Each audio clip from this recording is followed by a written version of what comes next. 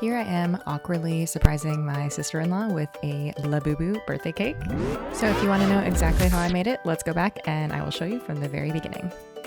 Stick around until the end when I actually give this cake to her and we also cut it up. So I'm going to start with an 8-inch diameter cake here, and each of these layers is 1 inch tall. I have a Labubu kind of outline here, and I'm going to link that in the description box below so you can download this exact one if you want to make it. I'm just starting by trimming off the sides, the top and the bottom, and then just slowly trimming around to make it the general shape of the Labubu. And I'm using lemon cake here, but you can really use any firm cake that you like. Anything that is easily carved and doesn't fall apart too much. Like a boxed cake would probably not be the best option for this. Now I have my paring knife and I am just going in for those detailed areas. So I was using a large serrated knife first, and that's the one I usually use to tort cakes and trim larger areas, but I definitely need a smaller knife to get into those little corners. Now we use some of those scraps that we trimmed off the sides, and those are going to be our ears. So I just put 2 of them together.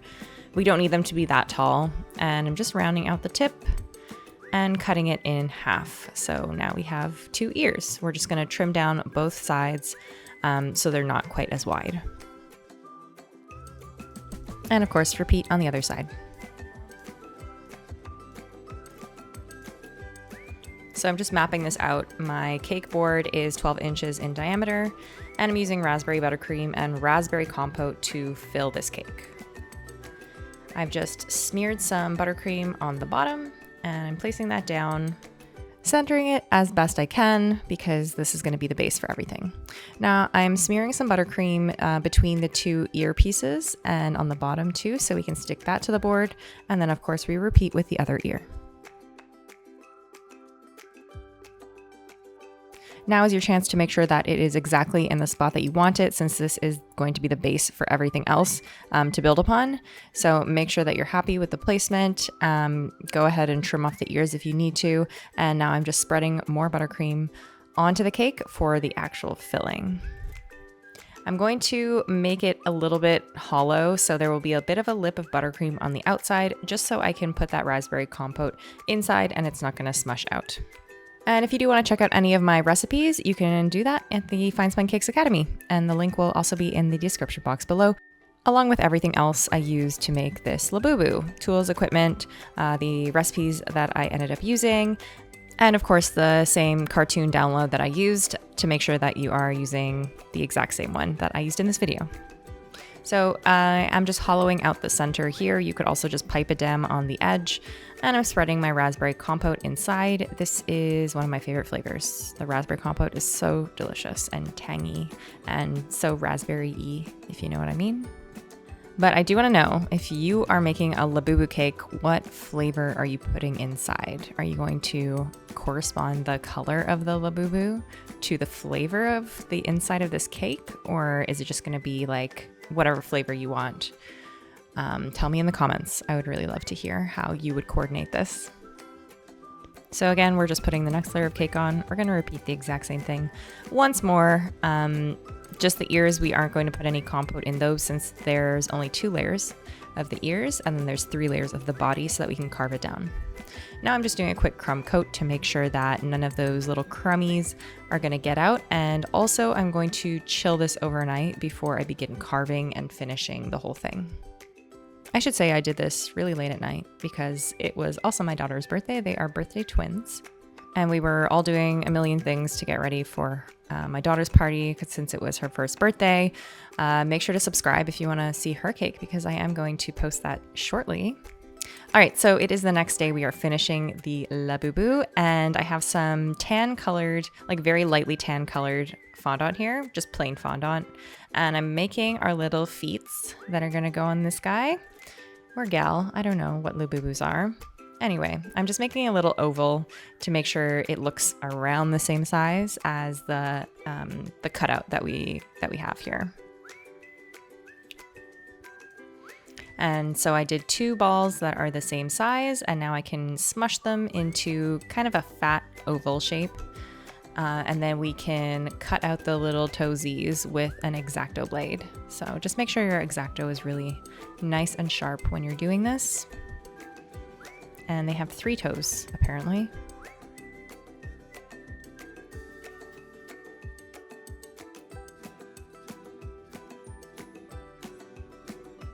Now we are working on the little fingies.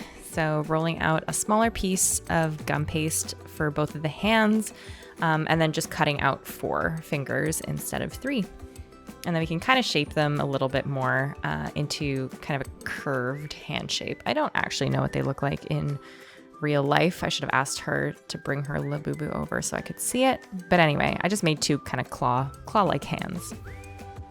Next, we are working on the ears, and this is just a plain flat piece of the same tan-colored fondant. For the tan, I used Sugar Flare Caramel, which is, I think, Caramel Ivory, and then I used a tiny, tiny bit of the Dusky Pink because that gives a really nice kind of muted neutral color. I'm just cutting out the ears. So I cut one out and then I just placed it on top so I would have 2 that look generally the same size. We're going to pipe around them, so it's really not a big deal if they're perfect. Now finally we have the face. So I have a thicker piece of fondant here because we want to make sure the face looks rounded and plush. First, we're going to carve out those little eyebrows that Labubus have. If you just Google some photos, you can see what they look like, or if you're watching this video, you probably know. So I used this curvy ball tool sort of thing just to mark that out, and then I smoothed it out with my finger. Now I'm marking where the eyes are because I'm going to go in with a Dresden tool, which is a little bit pointier. Sorry, this is not in focus. I don't know why. So the Dresden tool is to make more of a sharp line for the eyes, and now the mouth. If you find it easier, you can always cut out the printed version and kind of mark exactly where things are. I felt okay freehanding it. Now we're putting on the nose. Sorry, I forgot to film this. It's just a tiny little triangle of fondant, and I attached it with water. Next, let's cut out some teeth. So I have a white piece of fondant here, and I'm rolling it out with some cornstarch. It's pretty simple. Just roll it out as thinly as you can. And then I'm using my bench scraper just to chop it so it's in a nice straight line. And I'm lining it up again, and then I'm gonna chop it on the other side. So we basically just have a strip of white gum paste that looks fairly even. After this, we're going to grab our X-Acto blade, and we can cut out little triangles using the X-Acto blade after this. If you're finding ever that your X-Acto blade is sticking to your fondant or gum paste or whatever, just dip it in a little bit of shortening, and that usually helps with any stickiness. Or what you can also do is kind of leave that fondant to dry for like maybe 15-20 minutes, and then it will really take that sticky top off of it, and it will be a lot easier to cut. So I'm just lining up the little teeth to make sure that it looks like I have enough. And it did look like I had enough, and luckily it was perfect. Thank goodness, because I didn't want to roll it and recut anything. I'm just applying some water to the bottom of the mouth and placing these all on using my X-Acto blade. So just really poking the tip into the tooth and bringing it over. Gently pressing to make sure that it adheres. Add a little more water if you need to. Don't add too much water, otherwise it's going to be slipping and sliding around. And I did put the slightly smaller teeth on the edges, I should say. All right, now it's carving time. So I have my smaller paring knife, and I'm just gently carving around. We're going to start with the face, make it look nice and round. And yeah, I mean, just what I would do is look at a photo of a Labubu from a few different angles, or whatever you're carving. It doesn't have to be a Labubu, obviously. Look at it from a few different angles so you can see the dimensions and which area is more raised, which are more pushed back. And then I'm cutting the body here. So we're just cutting out where the belly would be. and then cutting around the hands and the feet. I'm not going to make you watch like every single minute of this because it did take some time. But again, this doesn't have to be perfect, luckily, because we are going to go over the whole thing with our buttercream using a grass tip, which gave me nightmares. But anyway, I'm going to show you exactly what I did to fix it afterwards. When you're done carving, clean up your board and just throw that in the fridge until you are ready to pipe. So I'm using this grass tip. I don't know if grass tips get better than this, but truly it was a nightmare. I think my buttercream was a bit too soft, so take my advice and do not make your buttercream too soft or too warm. I'm using my usual Swiss meringue buttercream. Recipe will be in the description box below. Yeah, just don't make it too warm because I think that was my downfall here. They started out okay and then everything started smushing together and then it was just a disaster after that. Anyway, let's put our Labubu face on. It's already looking way more Labubu-y once I get this on. I'm just smoothing out any imperfections. Let's pop our ears on too because we will be piping around those ears.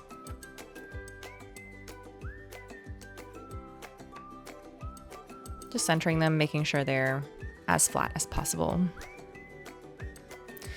All right, now begins the piping. So everything started out okay.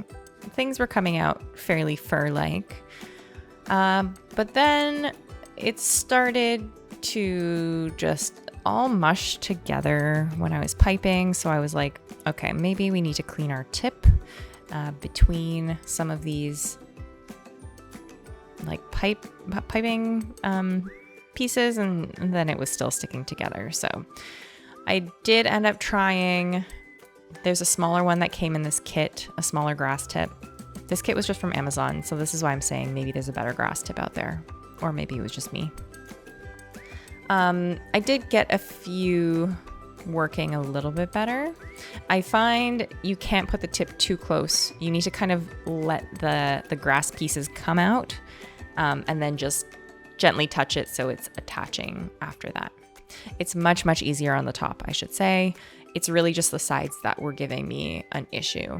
So for the top, yeah, you can see I'm kind of just letting the grass tip flow out, and then I'm just touching it down to attach it afterwards. And that was definitely the best method. So do that, do with that information what you will, and just do your best. And I'll show you in a minute how exactly I fixed the issue.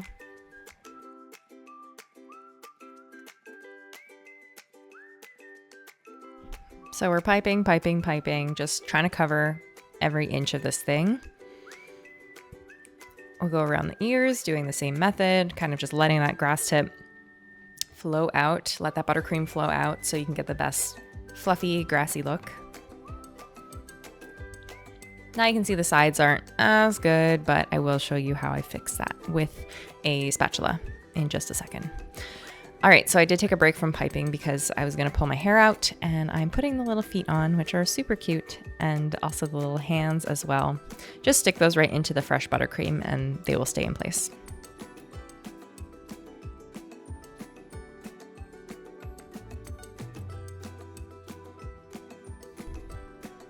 I won't make you watch the rest of this. Just trust I continue to fill it up. And now we are taking a small spatula and I'm just giving it more of a fluffy look in those areas where I could not fit the tip in or it just was looking ugly. All right, now to the fun part. I got a little bit of pink petal dust and I'm putting some blush on this Labubu. I like a nice high blush placement here. And I'm just putting a little bit of a lighter pink and a darker pink together so that it's not too like stark and chalky looking. Literally just painting this Labubu like I'm putting blush on her. Blend it out and then just put a little bit on the nose as well because their noses are a little bit pink. Next, I've got some black gel paste and a very, very thin brush, and we're gonna paint on the eyeliner. So just using a steady hand, I'm bracing my hand with my other hand. And you can see there's a little mistake there. I'm going to show you how we fix that after. Right here, I just used alcohol and a brush. A clean brush, I should say. Now we're painting on the little eyelashes.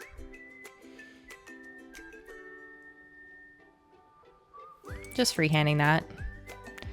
And the last step is just painting the mouth. So there were some areas here that I had to clean up afterwards, but that's okay. Again, we just use a thin, clean brush and some alcohol.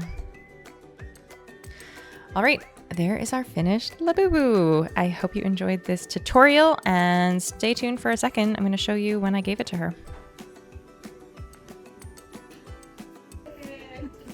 Oh, it's a Labubu. Of course. Oh my gosh, that's so cool. So cool. I want to take a picture of that. Yeah. Okay, I'll do a video. Thank you so much for watching. Don't forget to get all of the tools and equipment and the printout in the description box below this video. Subscribe to my channel if you want to see more videos, more content coming out very shortly. And yeah, I hope you enjoyed the Labubu tutorial. Make sure to tag me if you make one.